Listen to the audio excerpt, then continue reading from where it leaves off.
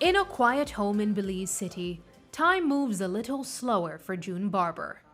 Her children have grown up and built lives of their own, leaving her with quiet days filled mostly with whispers of old memories. For many older people like her, the later years can bring more than wrinkles. They bring loneliness and the daily struggle to care for themselves. But even in this stage of life, dignity still matters. Everybody have to get old, and you eventually you never know when anything happens to you. You need somebody to help you. In Belize, fewer than 1 in 10 people are over 60, and for many, growing older means facing those years alone, without the support they need to age with dignity. But for Barber, her story is a little different. Most recently, she has a weekly visitor to look forward to. Well, I see her 3 times for the week, and why she is so special to me because actually just the way I get her, but the way how we communicate, the way how we try to build that bond to get things done, it's very unique. Naya Carter-Pandy says caring for her patients goes beyond duty. It's about building trust and sharing small moments that matter. I develop a lot of bond with my patient, especially Miss June. I love to come hear her stories. Her stories are very interesting, so I always look forward to come to Miss June.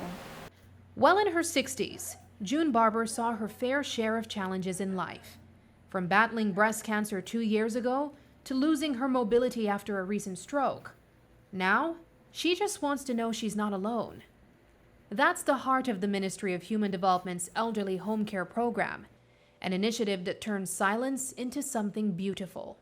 Care, connection, and dignity for our seniors. These caregivers goes in these homes for 3 times for the week, and they provide care in terms of companionship.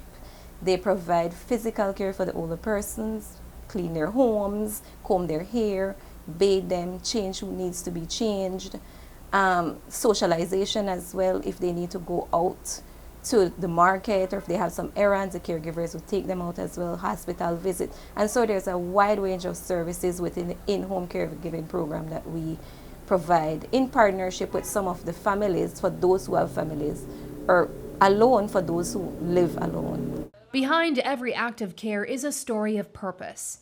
8 women completed a 3-month training and now provide free care to over 20 seniors across the country. Through this work, they're not only supporting elders, but also experiencing their own form of empowerment, with social workers providing guidance, mentorship, and support to ensure quality care.